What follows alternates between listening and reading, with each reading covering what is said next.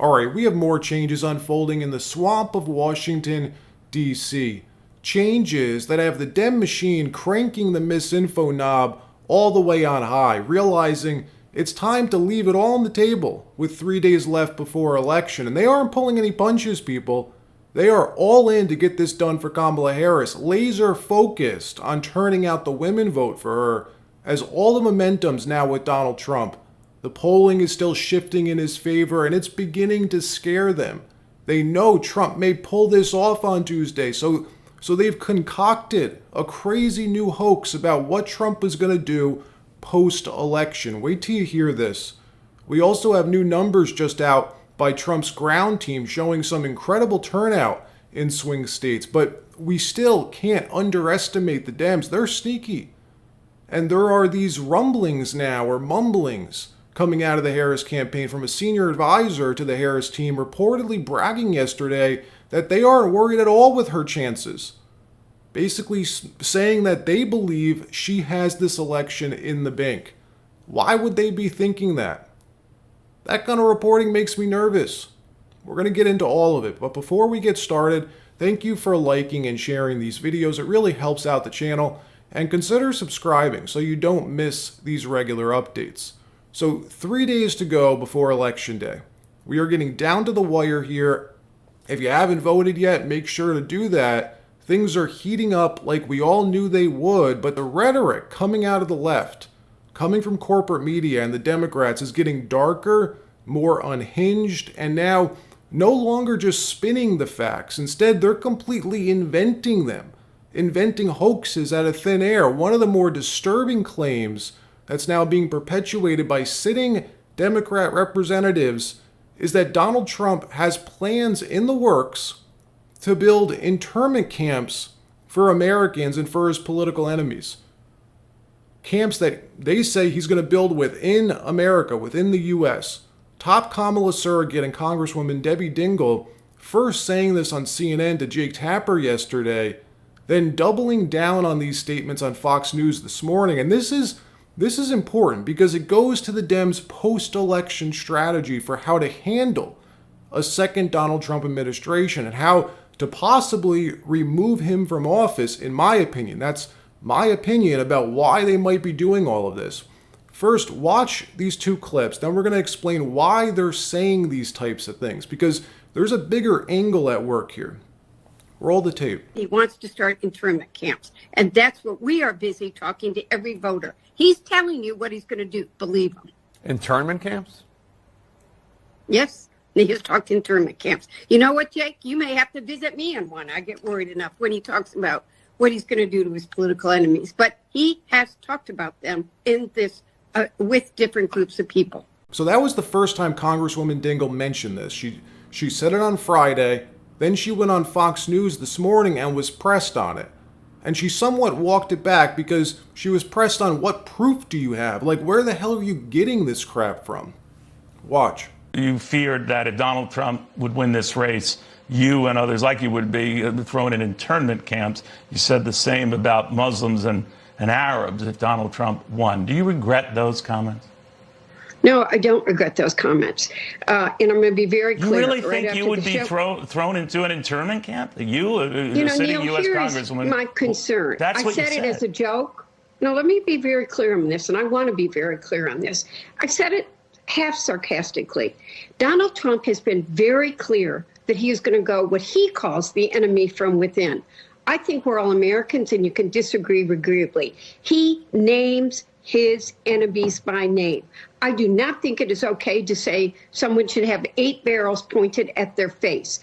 And I think I have been wait a minute. In everything I looked at, Congresswoman, he never mentioned the word internment camp. So what made you take it to that level? If you criticize his language, that's pretty inflammatory language in and of itself.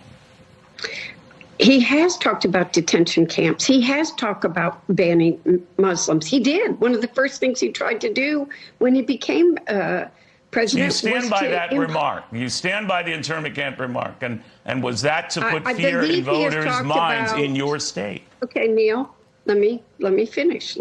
He has talked about detention camps. Here's what's concerning to me. All the propaganda that we've been fed for the last 3 months, labeling Trump as this aspiring dictator, claiming he wants to use the military against Americans, against his political opponents. I believe it's not just a campaign strategy or a messaging strategy. I believe they're building this narrative for a reason, for after the election, their post-election strategy. We saw them do this to the run-up of J6, in my opinion. Well, this time, it's a narrative of Trump unleashing the state against Americans. We've been fed this nonsense for months now, and here's the crazy part. Left-wing think tanks have been formulating these plans for how to deal with another Trump term for over a year. The ACLU even. They wrote a whole playbook about this. A post-election plan, a bulletproof plan, they say, on how to handle a second Trump term. Look at this. It's frightening how what we're seeing now, all this rhetoric, matches their plan to a T. It's on their website. You could pull it up. They write this: "We must believe Trump when he reveals his authoritarian plans for a second term and take these threats seriously. He has made clear he intends to deploy the military to crush protests, activate state national guards to deport millions of immigrants, create a police state in which anyone who he views as an enemy is surveilled, and our law enforcement are further empowered to use lethal force." Then they say, should Trump return to the White House, advocacy organizations will need to come together like never before. If he unleashes a deportation force to remove 13 million immigrants or deploys the National Guard to crack down on demonstrations, this is important, listen to this, we and our partners will be in court daily challenging these unconstitutional and immoral policies. But that's not enough, they say. In our plan, we will activate our 6.5 million supporters and our 54 affiliates in every state and territory in partnership with grassroots organizations, labor unions, religious congregations, and community leaders. We will exercise our First Amendment rights to mobilize the people in the streets, lobby in their state houses, and advocate for local leaders to resist. General strikes, economic boycotts, and worker walkouts will be critical tools to demonstrate that Americans will not sit idly by while a constitutional crisis is perpetuated, unquote. This was written 7 months ago, back in March, and yet this is exactly what the media has been spoon-feeding us these past few weeks. They've been developing this narrative, in my opinion, curating it in the minds of Americans, characterizing Trump as this tyrant, lets them establish conditions for post-election chaos. Hear me out, and then we'll look at what they're planning to do. For example, if Trump wins, right? If that were to happen post-election, we see riots explode across the country like what we saw during George Floyd, but even bigger. What would President Trump have to do? He'd have to try and get it under control. The newly elected president would be compelled to do something. If police are overwhelmed, could he be convinced to send out the National Guard to regain control of these cities?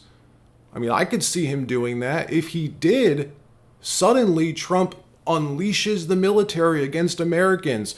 That narrative becomes reality. It's why the media manufactures stories like they did this week, in my opinion. That fake story about Trump calling for Liz Cheney to be put in front of a firing squad.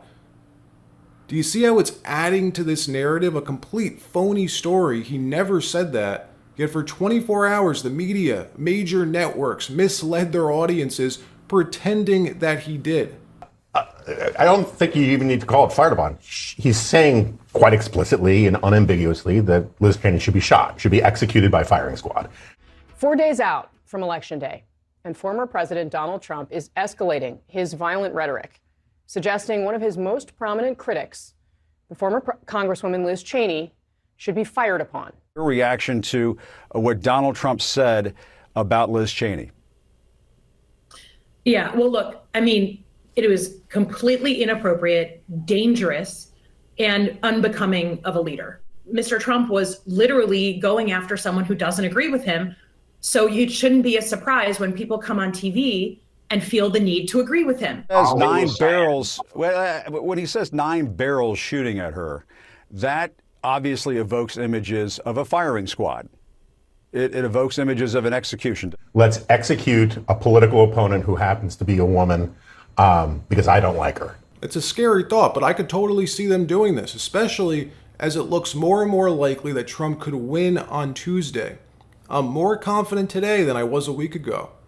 And that's because of data, by the way. It's not wishful thinking or what I want to believe. I'm looking at the data, and you can see this data for yourself. The first data point I'm looking at and have been looking at is Republican registrations and early votes by registered Republicans versus Dems. For example, here's the early vote numbers. These came from Elon Musk, who's basically running the Trump campaign's ground game.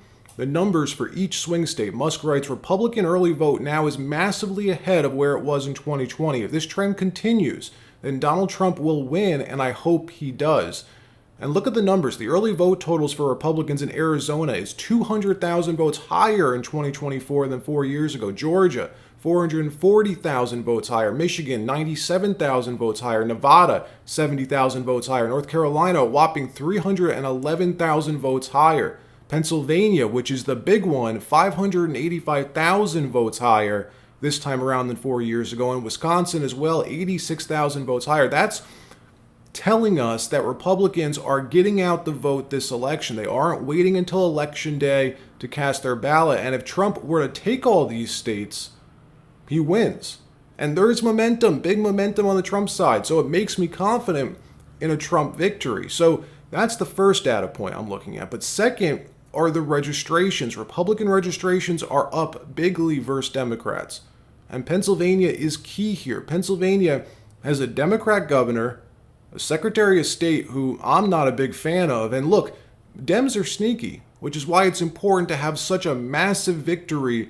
All the other stuff doesn't matter. Take what happened in Bucks County, Pennsylvania. The Trump campaign had to sue there to obtain extra time for early voting after voting lines were being closed down early.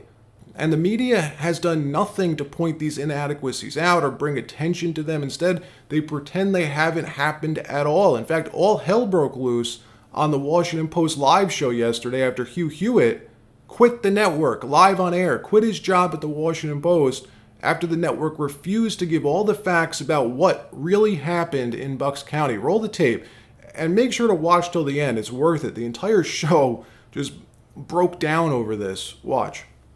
Is it me, or does it seem like this week Donald Trump is laying the groundwork for contesting the election by complaining that cheating was taking place in Pennsylvania by suing Bucks County for alleged irregularities? And this is on top of his continual assertion that if he loses, it's because of cheating. Outside of courtrooms and go to every courtroom he can in America where it's relevant to make whatever arguments he can, no matter how far-fetched. We saw Jonathan, that I've work got out last time, but it didn't work out this time. Hugh. It may not work. That may not happen this time. And now I'll let you go, Hugh. Well, I've just got to say, we're news people, even though we're at the opinion section. It's got to be reported. Bucks County was reversed by the court and instructed to open up extra days because they violated the law and told people to go home. So that lawsuit was brought by the Republican National Committee, and it was successful. The Supreme Court ruled that Glenn Youngkin was successful. We are news people, even though we have opinions, and we have to report the whole story if we bring up part of the story. So yes, he's upset about Bucks County, but he was right, and he won in court. That's the story. I'll let you keep going, Jonathan. No, I don't appreciate being lectured about reporting when many times you come here saying lots of things that aren't. I won't come back, fact. Jonathan. I'm done. But I'm done. This is the most unfair election ad I have ever been a part of. You guys are working. That's fine. I'm done. So, Ruth, you wrote a column this week ending with this line, and actually, I think this is perfect. We're going to put it on the screen. You wrote, "You want to know the stakes of this election? Not only democracy, but decency." Talk more about that, Ruth. Okay, I'm collecting myself. Oh, Ruth froze. Ruth is frozen. And this is why mainstream media credibility has been trending down for years. But it really looks like, they're trying to flush the remaining credibility they had right down the toilet this time for Kamala Harris. These last 3 days have been crazy. Let's see what happens in the next 3 days. All right, that wraps up this episode. Like, subscribe. We'll see you next time.